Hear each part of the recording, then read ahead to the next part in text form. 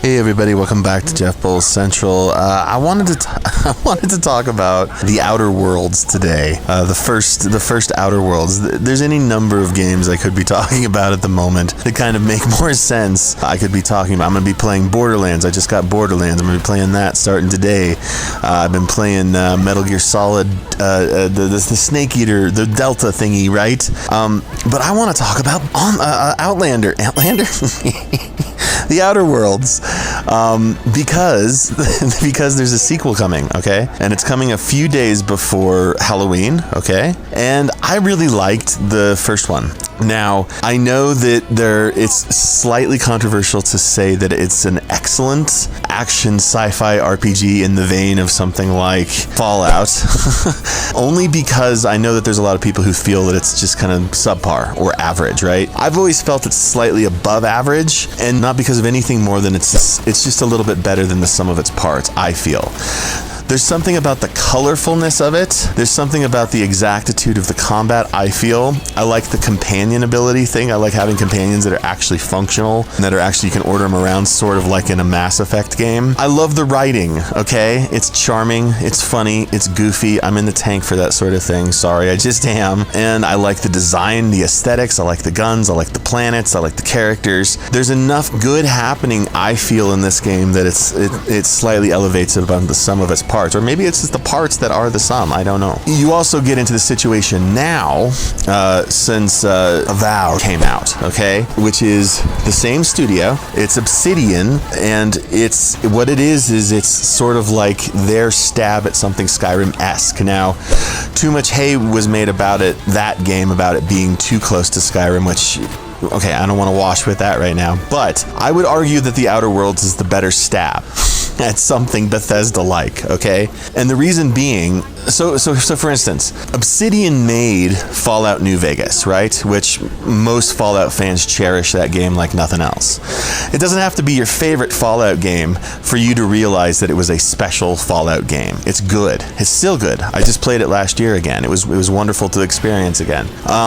But the thing about that is that I feel that they brought more experience to bear when it came to creating the Outer Worlds than they had at their disposal for Avowed. I'm not trashing Avowed. I'm just saying I'm excited for Outer Worlds 2 because I feel like there's enough good happening in the first one to really have some hope that the second one could be a special product. So really that's what I'm on about here in this vidya. Is I want you to believe me and fully adopt and accept my point of view. Now, I want you to believe me when I say I think there's something brewing here from Obsidian with Outer Worlds 2 that I don't think as many people are looking out for, because it is a great season. I mean, Ghosts of Yotai comes out here pretty soon. Like, there's just so many good games coming out right now, and Outer Worlds 2 isn't on everybody's radar. But I am a big sucker for sci-fi adventure. I'm a big sucker for sci-fi humor. I'm a sucker for color. Okay, I've said this many times on many videos. I'm a huge comic book fan. I read DC and Marvel comics, even as a grown man. I always have to preface that because everybody's like, "You still read?" I still read them. And so I'm a sucker for color. I'm also a writer. Okay, I am a published short story writer, and I'm a published novelist, and I'm a published poet. I'm a published nonfiction writer. I have a long history. I've got degrees. Gosh. And the one thing that I have learned about the types of stories that I value and that I love to tell myself, at having published all these short stories and novels and stuff, is that impact, color, creativity, really like generous, imaginative muscle power. It does it for everybody pretty much. There are some people who don't like it, but I think pretty much everybody is like, wow, this is interesting. This is something slightly unusual. Now, you could argue that with the Outer Worlds, the aesthetic is kind of aping Fallout in more ways than one, because obviously Fallout's the progenitor of the goofy sci-fi story.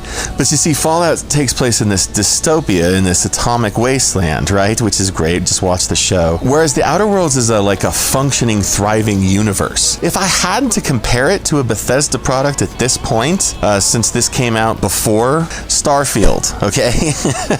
Now, if you've played both of these games, tell me which you'd rather play again. Go ahead, I'll wait.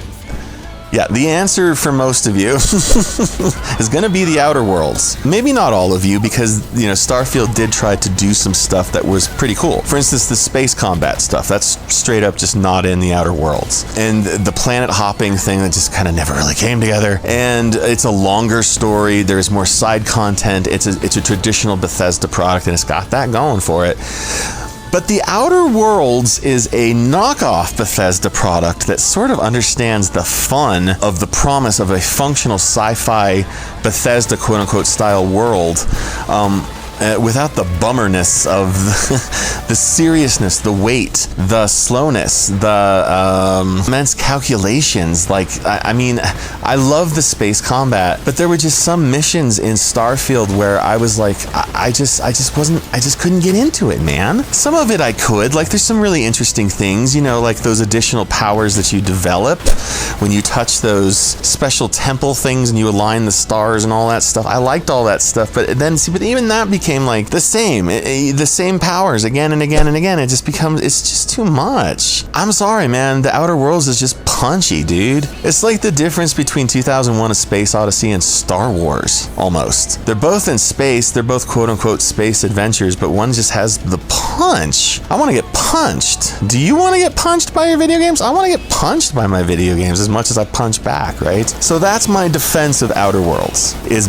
better than Starfield, I feel. Shorter than Starfield. Quite a bit shorter, but better, in my opinion. And it's definitely a better it's a better Bethesda type product. So what I really want to say is that when we don't know everything there is to know, obviously, about Outer Worlds 2, and you really won't know. It's just like anything that comes out, you won't really know until it's in your hands. But there is enough magic happening here, because I just played it again, obviously, because that's why I'm talking about it, because I gathered all this footage. There's enough magic happening here. I just wanted to make sure that if I could reiterate the way I felt about it the first time, and I do feel the same way. Outer Worlds 2 could be something special, guys. Look out for it. Look out.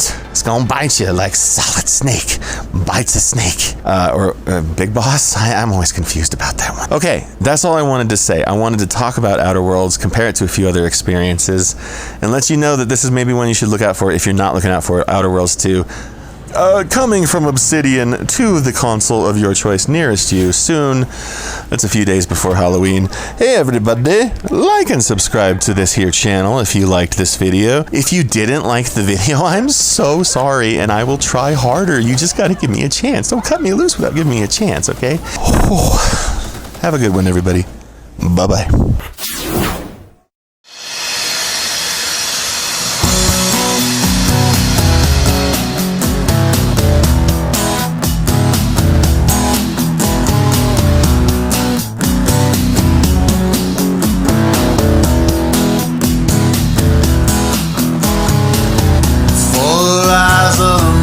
Sun our way.